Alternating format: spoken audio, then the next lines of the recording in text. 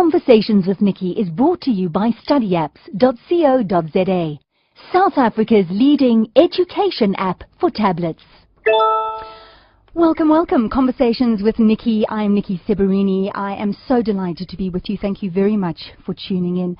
I'd like to welcome our syndication partner listeners, Eldo's FM, Chai FM, Kawi FM, West Coast FM, MC 90.3 FM in Plettenberg Bay, Knysna FM, Wild Coast FM, Bay FM, and I would like to welcome a new syndication partner who has just come on board, Timoning FM, and they are from the Northern Cape. Welcome. So happy to have you on board and listening to Conversations with Niki. I always start off by thanking you for being in touch, because going on air every single week and bringing you shows is something that I thoroughly enjoy doing. But I need to know that I'm bringing you the type of shows that you're enjoying and that you're gaining from and that you're learning from. So every now and then when I get emails from you with suggestions and recommendations, I really do take them to heart, and I encourage you to please continue with those emails. So you can always visit the website www.conversationswithniki.co.za, and Niki is spelled Niki. And there, all the podcasts of the show are on that website, and also you can contact me via that website. If you'd like to like my Facebook page, and you can also get the podcast every week, you can just go to facebook.com/Conversations with Niki. Once again, one word and Niki. Or you can follow me on Twitter, and my Twitter handle is @Seberini, and you spell it as you say it, Seberini. Now, today we are going to be talking about adoption. Now, this topic is not just for couples who are thinking about adoption. This topic really is for everybody, because everyone is affected in one way or another. The Actuarial Society of South Africa estimates that by 2015, there will be more than 5.5 million orphans in South Africa. Now, this is the generation that will be taking South Africa into the future. So surely it is incumbent on us to make sure that all children in South Africa have loving support, protection, security, and that is why we're talking about this topic today.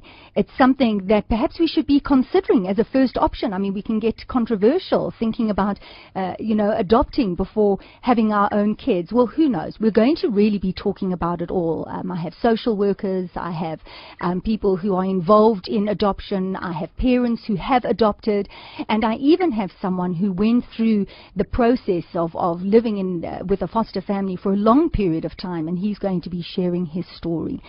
So really sit back, relax, and get ready for a mind-opening show, and I hope that is what it's going to be for you. So I'd like to start welcoming our guests. I'm going to start off with Joan Nathanson.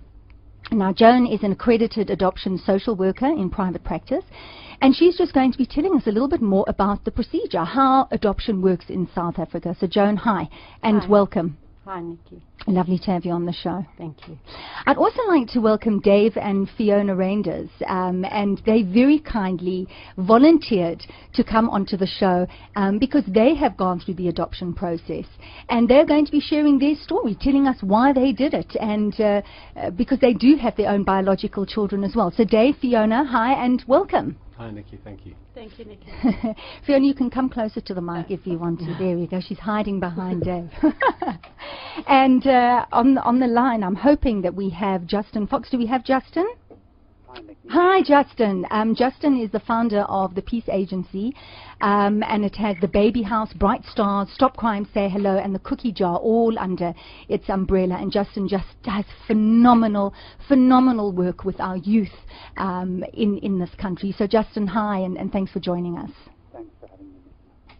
I think we need a bit more volume with Justin, and we also have on the line, all the way from the UK, Lemn Sissay MBE. He's a poet, he's a playwright, he's an author, and he's a broadcaster, and he's going to be sharing his very personal story of going through the system in the UK. Lemn, hi. Hello to everybody. Hello, Lemn. Thank you so much for joining us, Lemn. Thank you. Right, we're going forward to this. So are we, Lem. We're looking very forward. You know, I've watched your TED talk and I was so moved by it, and I'm looking so forward to you sharing the story with our listeners. So thanks again for your time. I think perhaps we should just start off by looking at what the situation is in South Africa in terms of adoption. So I'm going to bring Justin in. I'm going to bring Joan in. I'm going to ask you first, Joan. I mean, the whole procedure, the process of adoption, is it a very complicated, long-winded process? There definitely there is a process that one is required to go through, because we are looking for suitable parents for children, and we're looking for permanent placements for children. So we need to know where we are placing our children and be able to say that we have assessed the suitability of the placement. Hopefully it's not an overwhelmingly torturous process, but there are certain procedures that have to be followed. There are legal procedures, and there are also screening procedures. At the end of the day, we're looking for good homes for children, and we need to be able to know who we're placing our children with, and you can only do that through an assessment process. So Justin, I mean, your assessment of that, how long does it usually take? How long would one normally wait to adopt a child? Well, Niki, that varies hugely. I know when I'm talking to prospective adoptive parents, I sort of, ever so tongue-in-cheek, will say it should take you around 9 months. You know, I think that would be fantastic from the point of view of presenting adoption as a viable option for prospective adoptive parents, to say, yes, there's a process, as Joan said, but we are going to do everything we can to make sure that this process is user-friendly and accessible, and it isn't taking, you know, years, as the horror stories will kind of point towards, for people to adopt. But that said, there are certain things that if you're being very specific, that can take longer. You know, certainly if parents are wanting specific race children, that could obviously take years. It might not even happen at all. But as a general rule, I don't think that it should be taking much more than about a year for parents to adopt a child. We can look at privately, using private agencies, or going through governmental agencies. Does that make a big difference? I don't think so. You know, we deal extensively with child welfare, and they're excellent. The Durban Child Welfare is one of the largest in the country, if not the largest, and their social workers are superb.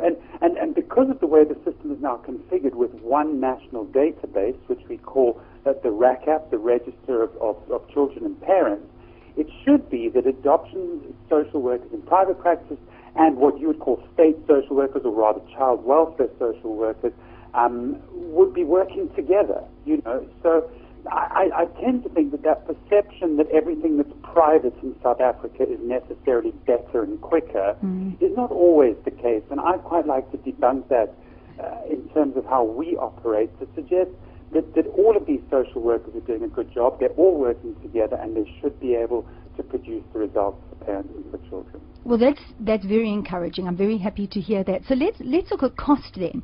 Would there be a difference in price? I mean, is adopting a costly affair? Adoption should not be a costly affair. Let's put it that way. But there are costs that are inevitable costs, the costs of the social work, the statutory work that's put into an adoption. And certainly the costings vary. I mean, Joan would be able to comment better on this from a private social worker perspective.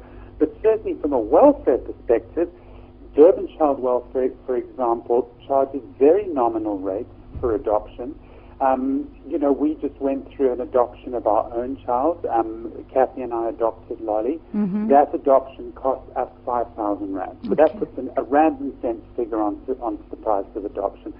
Now, many times the welfares will charge a percentage of your salary, a percentage of your income, which is very fair, because people who are making more money can afford to subsidize the system. Those making less are not precluded from adopting because the costs are prohibitive. And I think that that's a very good system by which to work. It's a very fair system. Joan, let me bring you here. In terms of adopting through a private agency, is it a lot more than the 5,000 Rand Justin was talking about? We don't have to give exact amounts. Look, it's certainly, we generally in private practice charge an hourly rate for the work that we do, and our fees are regulated by our professional association. So we tend to follow those fee guidelines. Having said, obviously there are costs, legal costs and so on. But having said that, I don't want to talk on behalf of all private practitioners, but I can certainly talk for my partner and myself that we like to feel we will never not do an adoption because of money. So if there is a money issue, we will work a way around it. But our goal is to find homes for children, and if we find suitable parents who can't pay whatever that fee is, that's not going to stop us from doing the adoption.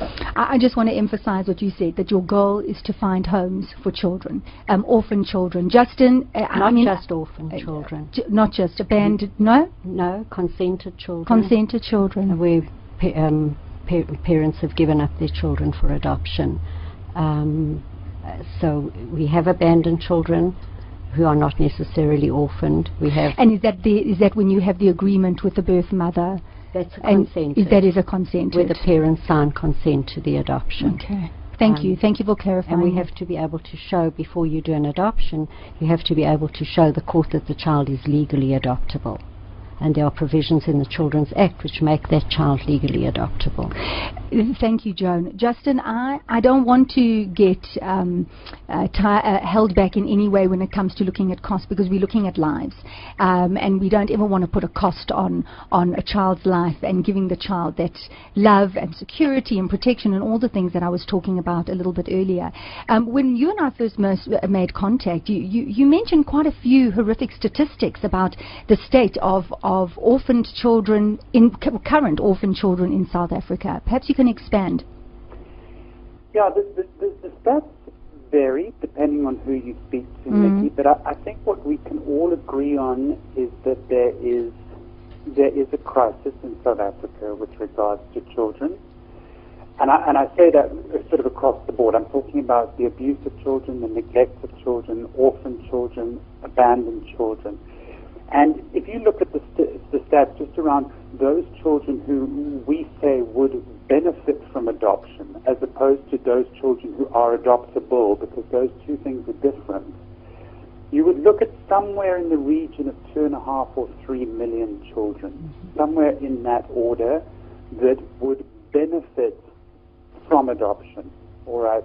So it's quite difficult, because often the issue becomes focused on abandonment in South Africa. You know, suddenly a story will hit the front page of the newspaper that a baby's been left on a street or it's been cast away somewhere or whatever, and suddenly the public gets very irate and very frustrated at this crisis. But in fact, abandonment, as Joan was saying, is just one part of the broader crisis. And I think it's funnily enough, relatively speaking, a fairly small part. So if you look at approximately 2 or 2.5 or 3 million children that would benefit from adoption, of those 3,500 are abandoned every year. That's 3,500 versus a couple of million that are the abandoned children. The rest of those are, they could be orphaned, as Joan explained. They could be in some form of residential care. They could be in some form of foster care. They could be, in far-flung rural areas. They could be being taken care of by siblings. There are all sorts of different and very complex scenarios under which these children live. Part of the biggest area of the crisis for me is that we're so unsure of the numbers. I love working with stats and with numbers because I think that it gives us something to gun towards. But we will kind of talk about these stats in very fluid terms. Like, is it 2.5 million or 3 million? That's the difference of 500,000 lives. So I think part of the crisis is that we don't really know the extent of it. And if we did, we would be able to focus our strategies on how to make this thing work better. And then the bigger issue still is that we've got around 10.5 million children on child grants. So that is quite indicative of the state where, when we talk about kids that are vulnerable, we talk about kids that are on a fence. They could go one way or the other. Their lives could go in a positive direction or a negative direction. And when we look at the numbers that are involved in the child grant stats, we start to see that these kids can be quite vulnerable. Even if they're in relatively stable homes, they can be vulnerable at the same time. So it's difficult, I think, for everyone working in this space, because you're trying to come up with solutions and you're trying to find homes for children, but at the same time, it's like a tsunami coming down on top of you, because these numbers just keep getting bigger and bigger and bigger with every day that goes by. Now, Justin, I mean, not only do you help adults with adopting children, I mean, you have your the baby house, but you just mentioned, I mean, you and your wife Kathy adopted Lolly, and perhaps you can just give us, because as you've identified, it's very, very complex, because it's not as simple as saying that adoption is just there for abandoned babies. So it is incredibly complex. But if we had to look at your personal situation, you and Kathy, I mean, was it because you weren't able to have children? Why did you decide to go the adoption route? You know, Niki, our story is an unusual story, but it's becoming more usual. We actually can have biological children, but we decided to go the adoption route. Or we think we can have biological children. We actually haven't tried that yet. Well, we tried, but not.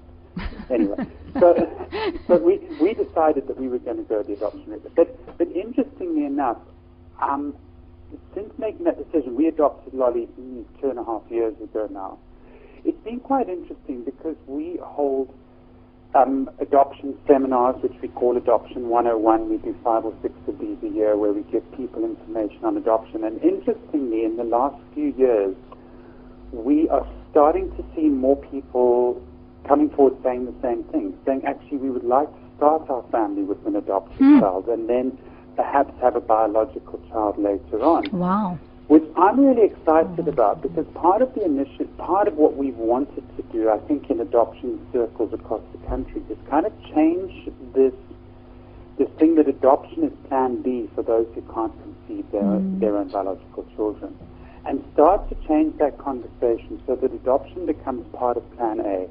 And that when couples are getting married, or they're thinking about having children, or they're even singles who are wanting to start families, they consider adoption as a first line in their family planning scenario, as opposed to, the third or fourth line. So that was what it was for us. I must say, Kathy and I, funnily enough, never really thought of having children. Both of us, we married a little later. It was our first marriage. We thought, well, neither of us were particularly, enthusiastic about having kids. And then, of course, we started the baby house. So we went from getting married to 4 months later having all these babies on the property. And there was a certain inevitability about the fact that our hearts would, in time, become more and more inclined towards adoption. Right. But interestingly, when we first met, we had a conversation where we said if we were ever going to have children, we would like to adopt.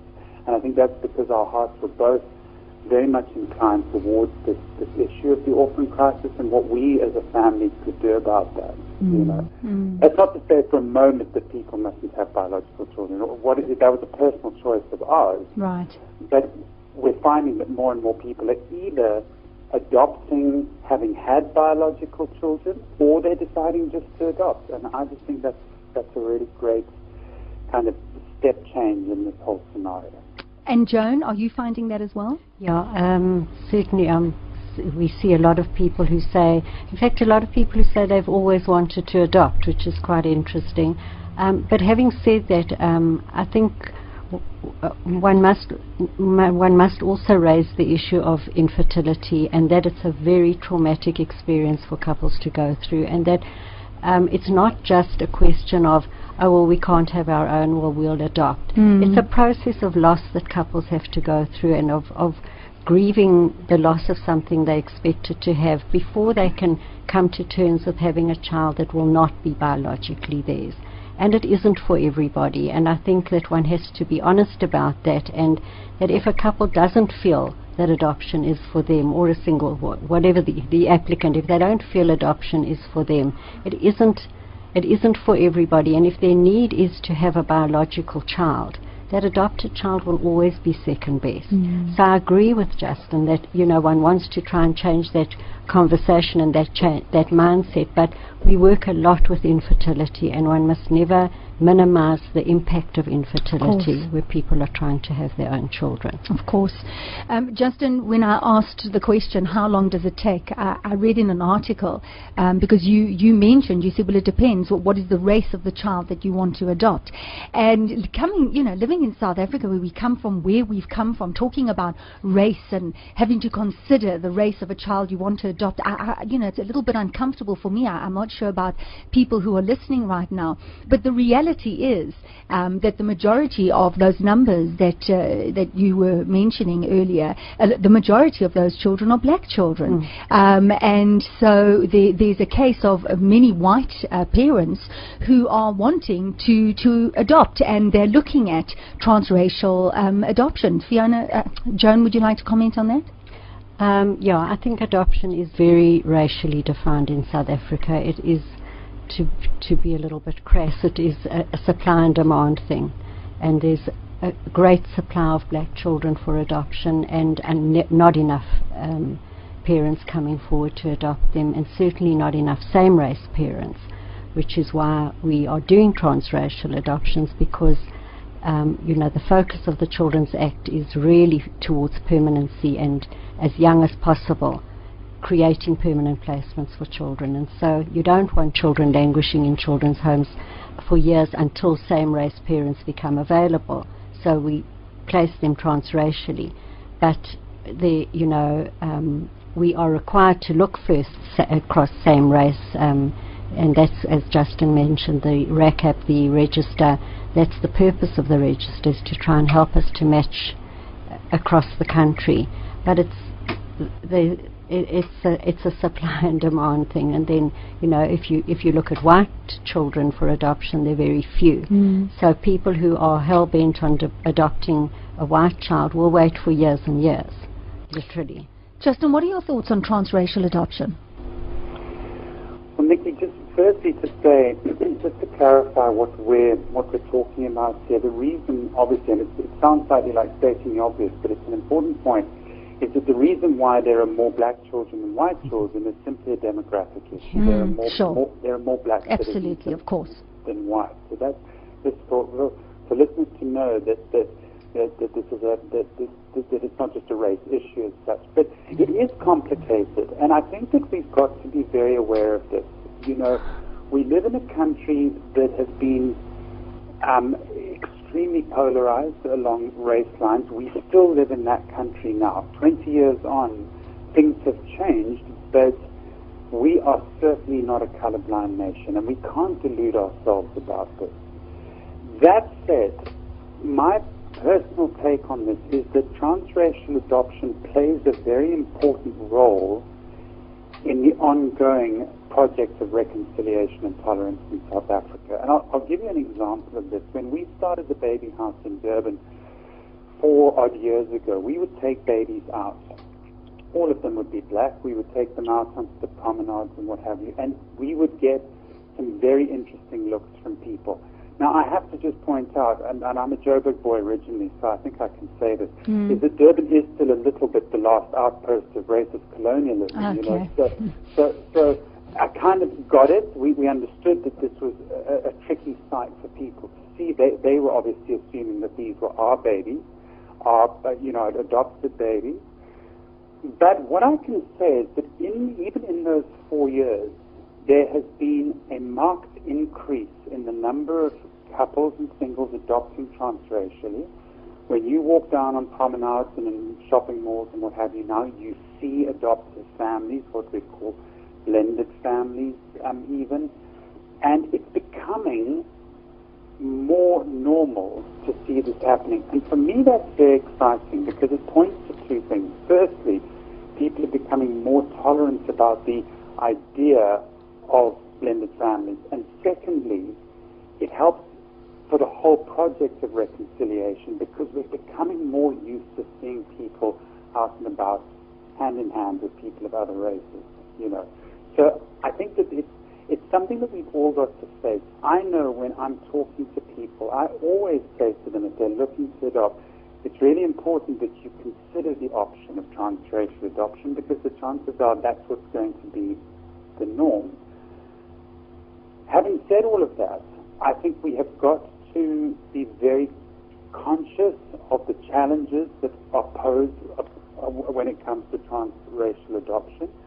I think that we've got to be very intentional about how we educate ourselves, how we support each other in the adoption community, and how we then go on to talk to our children about these issues. It's got to be handled, is what I'm saying. You can't just leave this thing to kind of work its own course. It's not going to, because of where we come from, because there is difference, and difference is to be celebrated. We must be willing to have the hard conversations with one another in order to advance this whole thing.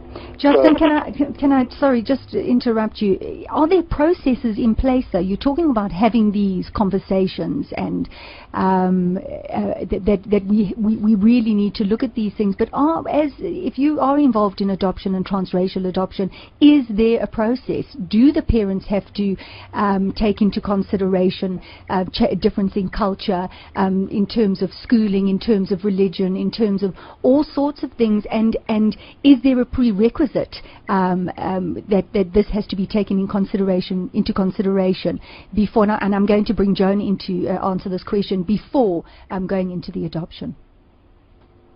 I'm going to ask you, Joan. We certainly are required in terms of the Children's Act to look at matching in terms of various criteria, race being one of them, culture, religion, you know, those sort of... But if you can't, so if it is going to be a transracial adoption... If it's going to be a transracial adoption, are the parents obliged to, for example, make sure that their child stays in touch with their culture, goes to areas where they don't feel alienated but they feel they belong? I'm just asking, are there actual procedures in place for that, or is it entirely up to the parent to do that? What we do is we do run education groups, training groups as part of the screening for adoption, and where we look at these issues and look at the questions that may arise, the issues that the child may have to deal with. But those questions are quite controversial and quite, you know, you get very conflicted views on it, because what is the child's culture? What is the language? Can you impose that on a child who doesn't want it? My experience is the adopted child wants to belong to the family who's adopted him, and to then be forcing other factors or other things on that child serves to kind of identify that child as different from the family. And so I don't think one can be prescriptive, and I don't think you can say it's a one size fits all. Okay, so individual case, individual child-parent relationship. So I'm going to pause there, because I'd like to bring Lemn into the conversation. Now, you've been waiting so patiently, Lemn, and I do appreciate them. It's Lemn Sissay MBE. We're speaking to him from the UK. He's a poet, he's a playwright, author, broadcaster, and he's going to be sharing his story of going through a system. He didn't go through adoption, he was fostered. He will be telling you more about that. He's written an incredible play about that, because we're now going to hear it from his perspective. So Lemn, hi, I hope that you're still with us. Yeah. Yes, I am. Yeah, I'm having a lot of trouble hearing Justin. I can't really hear what he was saying, but I'll continue on, though. It is fascinating. So Lemn, I mean, your thoughts, the story that you're going to tell us, because we're going to take a break in just a few seconds, and the story that you're going to tell us is your story growing up in the UK. It's during the late 60s, the 70s, and we're now sitting in South Africa, where we've had a very interesting history. We've had a very dark past. I would say we've got a very interesting present, and hopefully an exciting future. So it's going to be interesting for our listeners to hear your story, and then I have parents who have done a transracial adoption in the studio who are going to be relating their story as well. So Lemn, I'm going to ask you to hold just really for one more moment. We're going to take a very quick break, and then we're going to come back to you with your story. Hi, my name is S.V. Prinsloo, and I'm the HOD of IT Integration at Bridwin Preparatory School in Melrose. We started using study apps about 6 months ago and have seen astonishing results. We were quite amazed to see how quickly the kids have been able to use study apps and the benefits it has shown with regards to reinforcing what they've already learned inside the classroom. I would highly recommend study apps for any school. Studyapps.co.za. Well, if you've just tuned in, welcome. It's Conversations with Niki. I'm Niki Seberini. We're having a very interesting conversation. We're talking about adoption, and we've started focusing on transracial adoption in South Africa.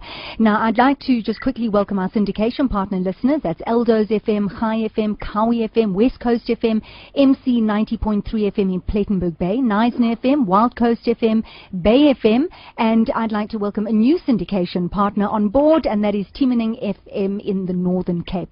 I have Lemn Sissay MBE on the line from the UK, who's about to share his story and his experience. So Lemn, without any more hesitation and putting you on hold, please can you just share your incredible story with us? My mother came from Ethiopia in 1967 at the Jubilee of the Emperor Haile Selassie, and she came to England to study for a short period of time and found herself pregnant. Now, in the 1960s, the late 60s, if you were pregnant and you were a single mother, it was people would treat you virtually like they treat people. People would treat you badly, and there were a set of mother and baby homes around the country which were run by nuns. And my mother was sent to one of these mother and baby homes, and she had me fostered for a short period of time while she studied. At that time, these mother and baby homes were like baby factories for adoption, not for fostering, but for adoption, where the woman would have the baby, the social worker would get her at her most vulnerable time to sign the adoption papers, and the child will be given to the adopting parents, and the mother would be told often that she would be able to visit the child at different times in her life. She would be sent back to her parents or to her community, and she would say that she'd been on a little break. Nobody would have known except for her parents, and often not them, that she was pregnant. Anyway, my mother, and a story which exemplifies this is Steve Coogan's Philomena. I don't know whether that's come out in South Africa yet, but that story that I've just spoken about is coming to light now because those children in the late 60s are turning 40, 50 years of age and are starting to ask questions and seek out answers. But my mother would not sign the adoption papers because she wanted me back. The social worker gave me to foster parents, technically foster parents, who wanted to adopt, and said to them, "I'll keep him forever. He's yours. You know, we'll get the woman to sign the adoption papers eventually." Of course, my mother never did sign the adoption papers, but I grew up with my foster parents, thinking of them as my mother and father and my brothers and my sisters and my aunts and my uncles and my grandma, and I've been with them and I was going to be with them forever. Right. At 11 years of age, they placed me into children's homes and said that they would never write to me, 11 and a half, that they would never write to me or speak to me again. Lemn, why did they do that after fostering you for 11 years? You were their son, really. Well, it's not that they were fostering me for 11 years.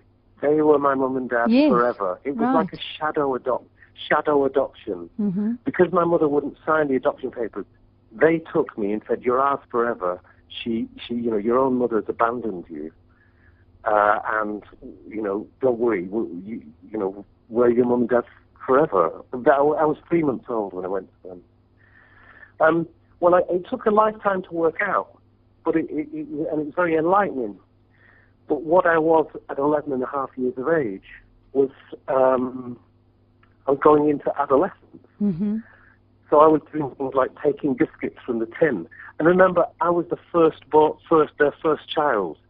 So they'd not had a child go through adolescence before. Mm-hmm. Yeah.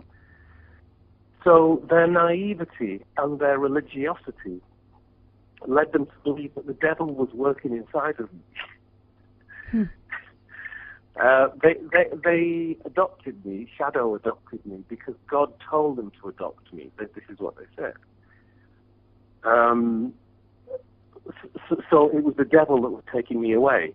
So, in other words, they perceived a normal adolescent behavior Something to be bad. the devil working inside me. Yeah. And they had not worked it out. Yeah. As you've So said, Lem. Yes, sorry, carry on. I'm interrupting you. Please carry on. Well, I was just going to say that when I was had my play in South Africa that tells this story, of which I've interviewed social workers, I've made BBC documentaries to get to the truth of this. A woman came to me after at the Market Theatre in Joburg, and she said to me, we had maids when we were children, and the maids had children themselves. And those children became like our family. So it was a white lady, and she said, those children became, the children of the maids at our home became part of our family, like our children. Mm-hmm. She said, but you know what, Lem? She said, when the boys turned to adolescence and started to become aware of themselves physically, the parents who looked after those boys, who were the children of their maids, would send the boys back to the villages. There's a crucial thing that happens at adolescence that takes true parenting. Anyway, so my foster parents put me into children's homes and said they would never write to me, and they would never contact me, and they never did. So I lost everybody: my brothers, sisters, aunts, uncles, cousins, grandparents, the area, everything that I'd ever known. I was then held in children's homes for 5 years until I was 17, and then I was at 17 and a half.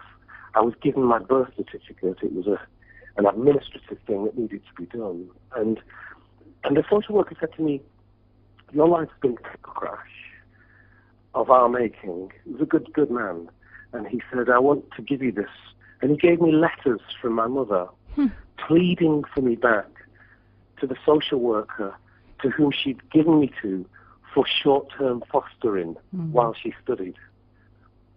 The social worker illegally named me after himself, Norman. So it was only when I was 18, when I was 17 and a half, when I was given my birth certificate, that I realized my name was Lemn Sissay. I then searched for my family and found them all over the world. My father was a pilot for Ethiopian Airlines, and my mother was married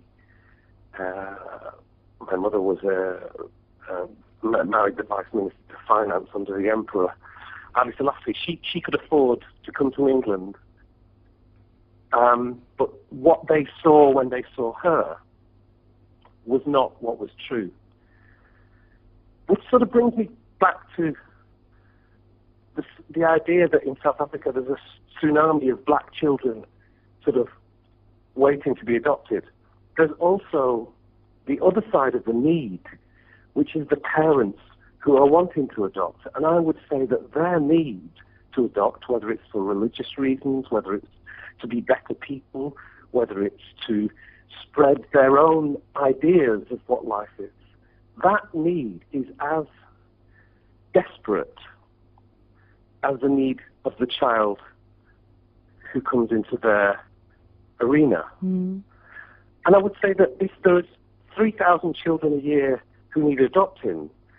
There's 52 million people of different races in South Africa. So if there are many children coming into care in need of adoption, there must be many same race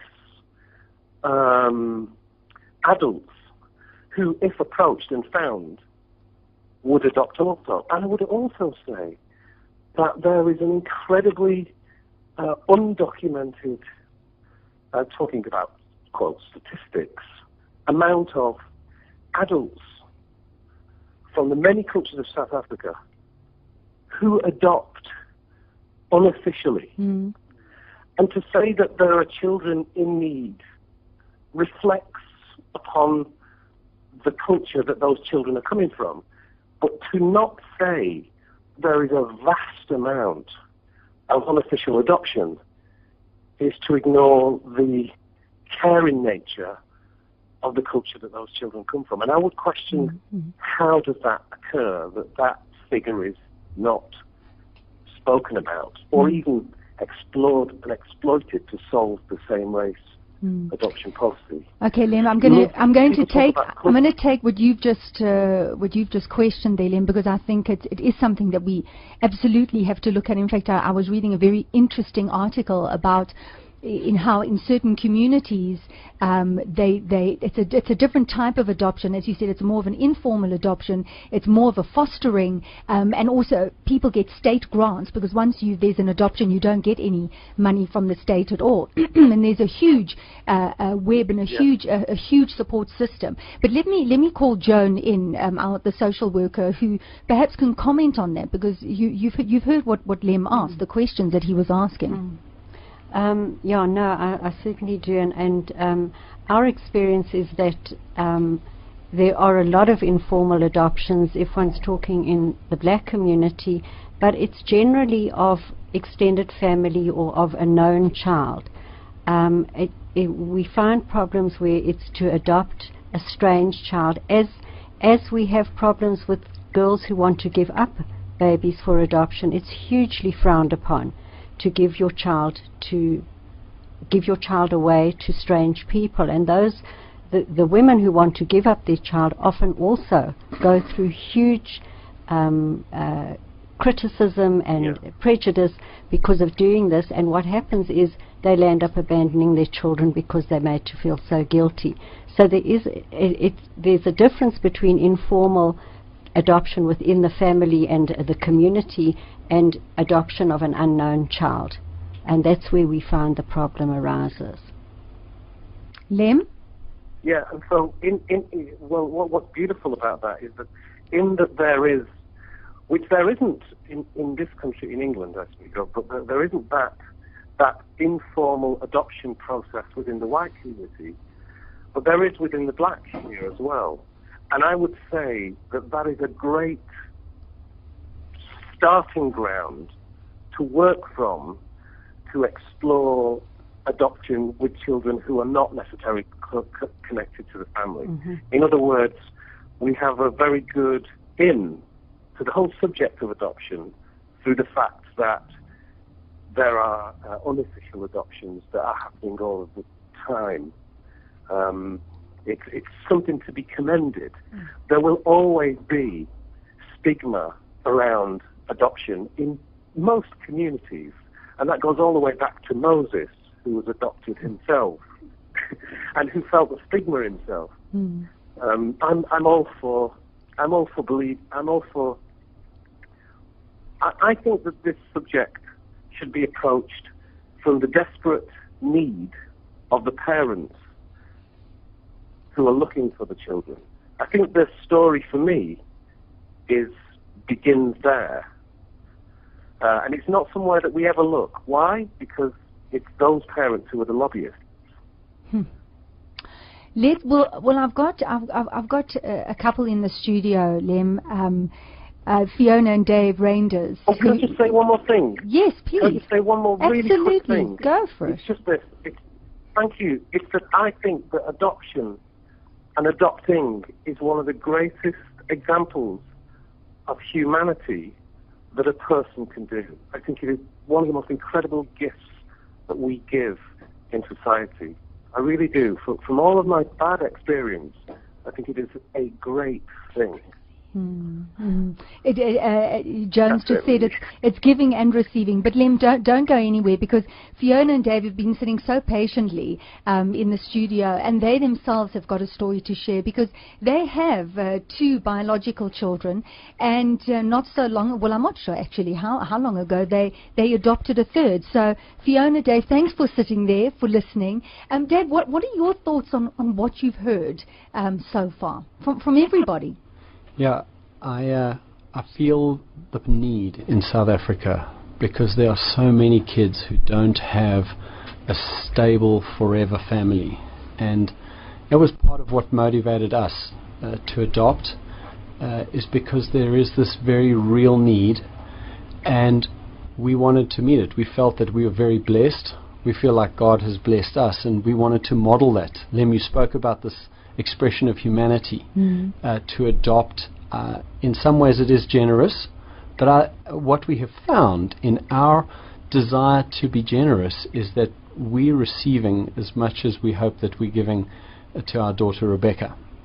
The day we got her, it felt like our family was complete. We had 2 boys, we got Rebecca, and boom, our family was complete. And Justin earlier spoke about the overwhelming sense of need and the bigness of the problem. And it is important to engage with that. But on another level, what we did was we said, well, what can we do? And we said, we think we've got appetite to adopt 1 little baby. And we've done that. And for us, that has been deeply meaningful. And we feel like we're making a difference, certainly in her life. We're helping make South Africa a better place, assuming we're okay parents. But it's to not be so overwhelmed by the bigness of the problem that we forget to consider what we ourselves can do in our own capacity. A little bit like the starfish story. You see all the starfish dying. One thing, one at a time. One thing. Well, one yeah, at a time. I threw that starfish back in the sea, and it made a big difference to that starfish. Fiona, I have to ask you, because we're talking about, being a biological mother, and you have this instinct as you hold this newborn baby in your arms, and you'll die for this baby, you'll put your life on the line, everything, I mean, it's there. And you've had the 2 biological, to then hold this adopted little baby. Dave just spoke about completing the family, but from a mother, from the maternal instincts, perhaps you can explain, describe the feeling there. So I was actually quite terrified, to be honest, to adopt. I knew it was something I was always called to do, but the word terror comes quite strongly. I think also I'm an occupational therapist, and I sort of picture the long-term difficulties and all the things that could possibly go wrong. But for me, there wasn't an immediate bond when I first got it. There wasn't an immediate bond. I did feel like I was looking after somebody else's child for a while. And I remember that first day when we went to push her down the promenade after we had got her from the baby house, I said to Dave, I really feel like I'm looking after someone else's child. Yeah. Isn't that immediate bond? But that is what you're aware of, and that's what you put effort into. So I think the social worker was really great in preparing us for that, how to bond with a child, what you have to do.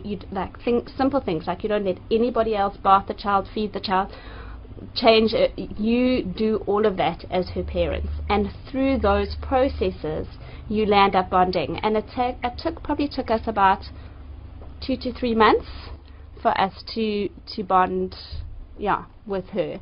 And now actually it's quite a weird thing, because when I think of having my 3 children, I actually think of having 3 pregnancies, although I only had 2. Wow, fantastic. Dave, you wanted to say something? Yeah.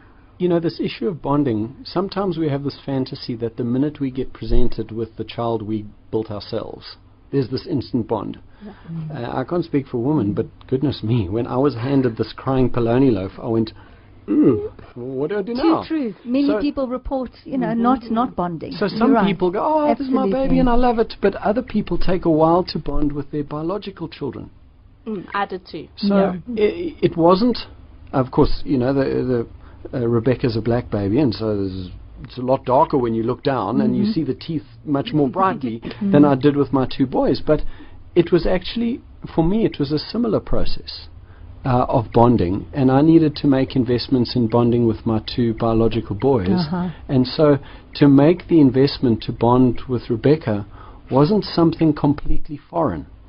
And I have found that a lot of the imagined obstacles, the things we think, oh, it's going to be so hard to adopt, you know, this wasn't my kid, I didn't feel her kick in my wife's tummy, those, certainly in our case, we didn't find material. And it actually looking down and seeing a black baby on the changing mat at home, and I could see she was black. It's not like I was colorblind. I know she's different, but that had no influence on my emotion, my fatherly heart toward her. It just like, I could see it, I acknowledge it, it just doesn't matter. And that was really interesting for me when we unpacked this bonding issue. Was in a lot of ways it wasn't actually different from the bonding process that we went through when we had our own. I think the time is maybe just a little bit longer. Okay. Yeah. So like if I wasn't one of those moms who felt in love the instant they placed him in my arms,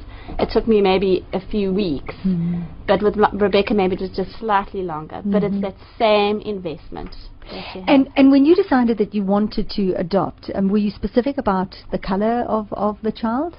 Well, Justin said earlier that he longs for it when adoption's part of Plan A. And when we discussed this right as we were getting married, he said, well, we'd like to adopt. We figured we'd first have a go with our own. But when we really started to consider adoption, we had a look at what South Africa was like and where the need was, because part of our motivation was to meet a need. And white babies get adopted quite quickly, especially young babies, and we really did want a young baby. And so we were drawn towards adopting a black baby. Joan, you spoke earlier about supply and demand, and that's really where the need is. And part of what energized us about that is this idea that Justin spoke of, as this additional idea of reconciliation, of further investing in reconciliation in South Africa by signaling our common humanity and our togetherness. So, we decided that if we were going to adopt, we'd adopt a little black baby. And because of the history in my family of growing more boys than girls, we actually figured it would be good for us to ask for a girl. That way we were guaranteed of a girl, as if we grew one ourselves, maybe, who knows. So we asked for a black girl when we spoke with our social worker. Joan, I wanted to ask you, because Lim did sort of talk around this point, and that is, and Justin said, there are more black babies because it's a larger population, but if that is the case, then why is it so much easier to get a black baby? Surely, if you're going to have black couples who can't have babies, they're going to be adopting black babies. So what's happening? Where's it going wrong, or how is it different? Our experience, and it's and limited, is in private practice it's maybe a different demographic that one is seeing, but certainly we see a greater reluctance of black parents to consider the adoption option, because it is culturally not that acceptable to take a strange unknown child. So therefore the more informal adoptions within the family, rather than people coming forward and applying to adopt a child. And we don't see as many as we would like to see. Okay. So Fiona, let me ask you, because this is the reality. You've got a little black girl and you've got 2 white boys, and how was that for them? Do they see color? Do they see a difference? And how is Rebecca within this white family? Does she feel different to everybody else, and how have you dealt with that? Okay, so my oldest son, who's 9 now, so he was 6 when we adopted, he wasn't that keen initially, to be honest. He had a bad experience with a little black boy at school, and he suddenly, the whole thing, the transracial thing became an issue for him. We're very open in our family. We spoke about it. We discussed it at length. And actually by the time we had done the paperwork and we were waiting for Rebecca, we had our home visit from the social worker, and she didn't ask him too many questions, but when she left, I said to him, so Tim, how if she had asked how you feeling about getting a new sister, what would you have said? And he said, Mom, I am dying to get her. So he had a little process to go through. Yeah. He went through it, and he is honestly her biggest fan. In fact, both the boys are incredibly proud of her. At school they fight over who's going to hold her hand, and if anybody asks, is this your sister, you can almost see the shoulders go back a little bit, and they're like, yes. They are really genuinely very proud of her and very protective over her. Rebecca at this stage, she's 3, so we've had her 2.5 years. As far as I can tell at the moment, she hasn't picked up that she's different. So she talks about her brothers, she talks about mommy and daddy. There hasn't been any indication yet that she knows she's different, or So at the moment she's still feeling part of the family. Joan, when would she become aware of that? Probably now, 3 or 4. Yeah. Generally, children, the concept of adoption and the kind of abstract nature, they understand it a little bit older. Normally when they're about 7 or 8, they start to understand the concept of adoption. But I mean, there's going to be an awareness of difference in colour. You know, our little girl used to ask why, because you've also adopted brown and we're yellow. Yes. Why she's brown and you're yellow. Yeah. And what do you say? Well, because that's her story. Her story is she came from a brown mommy, a brown birth mom, and so that's why she's brown. Dave, have you planned ahead? Are you taking this one day at a time, or do you have a strategy? I mean, I asked about procedures in place to, I don't know, to maybe take her to I don't want to say her people at all, but similar cultures, or have you even thought about that? Yeah, we've thought about it a lot, and as we understand adoption, Rebecca is now Rebecca Reyners. She's not anything else. In fact, the adoption paper says that when she's adopted, it was as if she was always in our family. So she's a Reyners. So she is whatever the Reyners decide to be. Right. In the same way that Tim doesn't have a choice about this, Tim and John are my boys, they don't have a choice. Yeah. Except to participate in the discussion about where the family goes. Exactly the same is true for Rebecca. So we're the Reyners family, and actually we speak English as our first language. We live in the north of Johannesburg. We are not mindless about the fact that she may actually meet and marry a black guy. And so we would like to prepare her for some of the cultural sensitivities associated with that, but we're not going to prepare her any less than we prepare Tim and Jono. Okay. So we have considered the idea of, as a family, learning Zulu. Wonderful. But it won't be, no, Rebecca, because you're different, you have to do that, but we're not going to. The big signal here is we're in the family, and so the family stuff we do together. Of course, how she, or her career and her sporting or cultural interests in terms of drama, that she gets to decide as the kids get to decide. But we're a family unit, and we are very clear that we want to see Rebecca as a child, no different from the way we look at Tim or Jono. She's a child, so she doesn't get special treatment one way or the other.